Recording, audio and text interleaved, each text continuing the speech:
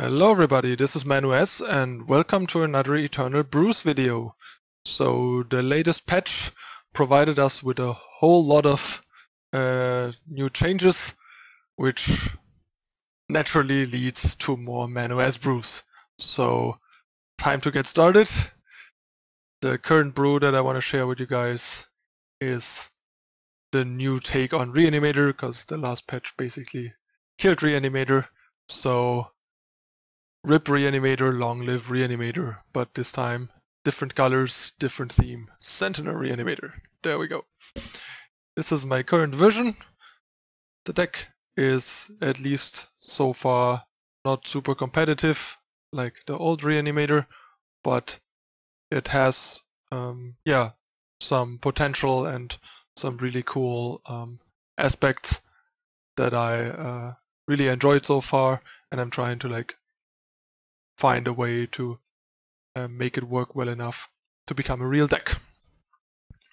The problem is, though, I guess, that the things the deck does are just not quite as broken and powerful as the Scream package plus Vara package was in the other deck. But it is really powerful and has some other strengths, like for example, on some of your crazy draws, you can just reanimate like Great-Kiln Titan or Lavablood Goliath on turn 4, for example, which is really powerful and stuff like that. So there are some powerful things going on here. Alright, let's talk about the deck. So we have Steering Sand as the reanimation card of choice.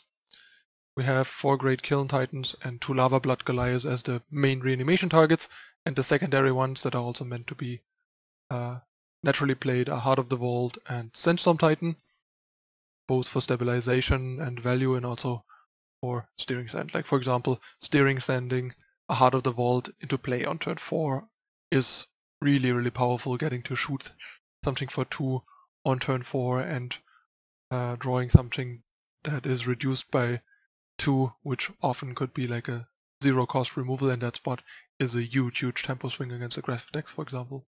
And yeah, Heart of the Vault is just all around awesome, aside from the fact that it tears your power base to shreds, basically. Then we have some supporting explorers. Trailmaker to accelerate into turn 3 Titan, and for example turn 5 Steering Sand for 2. Fixes our colors, which is desperately needed in a deck that has Heart of the Vault and is splashing another color. And then we have the new Reliquary Raider. I initially had Lunar Magus and tried that, but I feel like the Nightfall is just a bit much of a drawback. You don't need that many looter activations, so that the extra Nightfall making Nocturnal Observer activate more is not that relevant. The body is nice, but overall Raider being a bit more fragile, but drawing us cards instead of us and our opponent, and still being a decent unit on defense against aggressive decks. And we have like 12 cheap removal against aggressive decks and Titan, so we should be decent against aggressive decks with those cards as well. Plus Heart of the Vault and Steering Sand on an early Heart of the Vault also helped the aggro matchup, which I didn't have. So yeah, Reliquary Raider, really nice here with 12 cheap removal to help her keep attacking early on and drawing us cards. Has been working pretty well. Nocturnal Observer is just the core to make Steering Sand work. You just play Observer, discard one of the big Sentinels the turn after you just Steering Sand. Also, she happens to be an Explorer, so she also enables Steering Sand for 2 on 6, which is another nice bonus.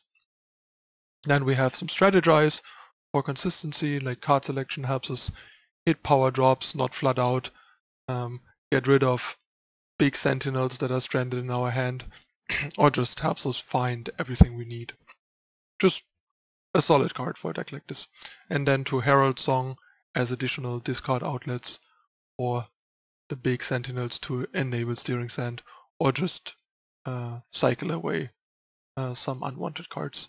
At worst, you can just cycle away the other copy and turn it into a draw 2, discard 1 type of card, effectively. Or rather like draw a card, basically, for 2, which is not great, but it's not dead. so that's important. And yeah, then we have the 12 removal, 4 Permafrost, 4 Torch, 4 Purify. Being able to deal 3 damage is better than ever, basically, so having 8 Torch type effects is still great against a majority of decks, other than like control decks, basically. So yeah, these 12 removal are super cheap, answer a wide variety of problematic units, and help us set up our reanimation stuff and sentinels, or keep our Reliquary Raider attacking and drawing us cards, giving the deck sort of like a sub-tempo game with the cheap removal and Reliquary Raider, just outgrinding the opponent and pulling ahead a lot on card advantage, and later cementing that with like out of the vault generating extra card advantage. And then we have the power base, currently running 27 power plus 4 Trailmaker, and together with like the Strategizes, the Nightfall, and activations of Observer and Herald Song, and the card draw from Raider, that should be good enough, especially given that we are not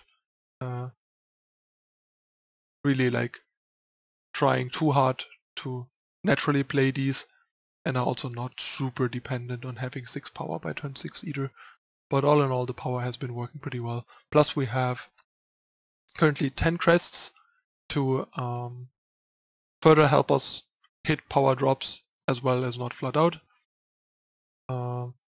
10 crests is probably the maximum you can run. Might still be a bit too many, maybe 8 or 9 is better, but so far the 10 seemed okay, so I'm not 100% sure if I would want less, but it's something to keep in mind. And then we have 5 seeds to make the power base a little less slow, and 10 sigils to still curve out reasonably well, and the seeks to find the sigils as well. The colors are fine. We basically have like 13 Primal plus the Trailmakers giving us 17 Primal, and we only need single Primal.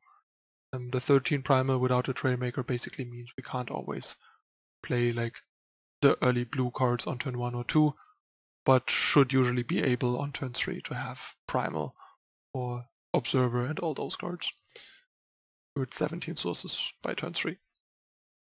And then for fire we have 4, 9, 13, 15, which is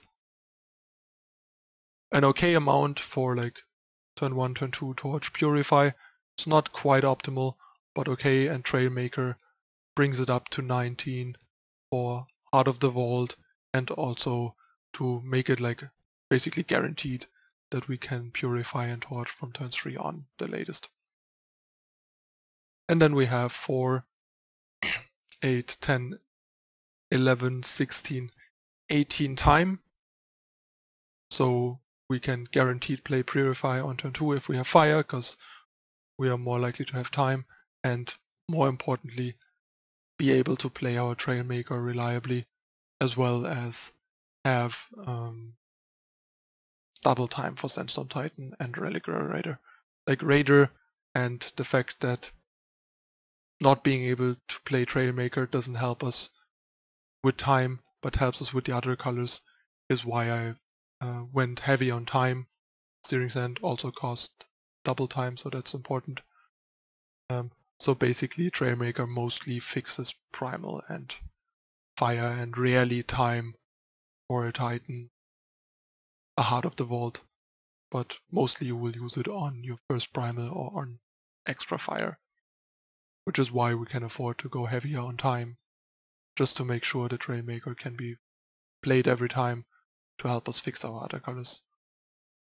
As if we cut a time and add like a Primal, for example, we have more cases where we have a Trailmaker that we can't play, making our overall influence worse.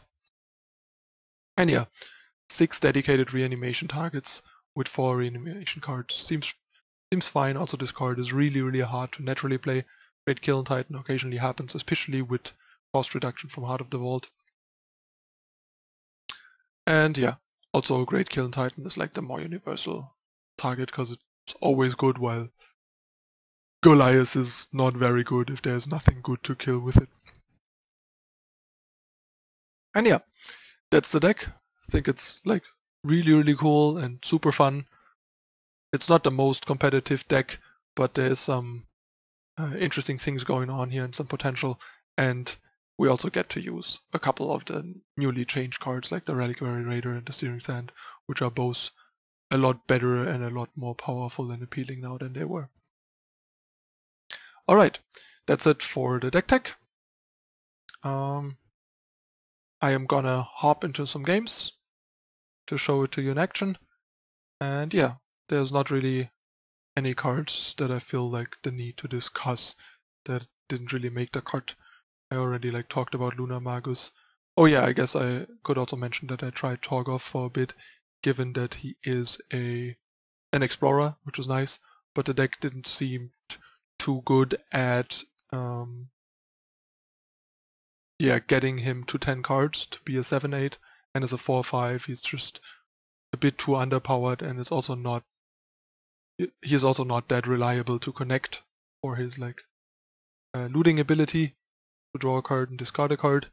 Also, that was before I went heavy on fire. I was mostly just Elysian splashing fire, but then I decided to just dump the Torgoth and go heavy fire and play Heart of the Vault, and that definitely made the deck better. Upped a lot of the consistency and power of the deck, basically. So yeah, that covers everything. Time for the games. Stay tuned for the first game coming up next.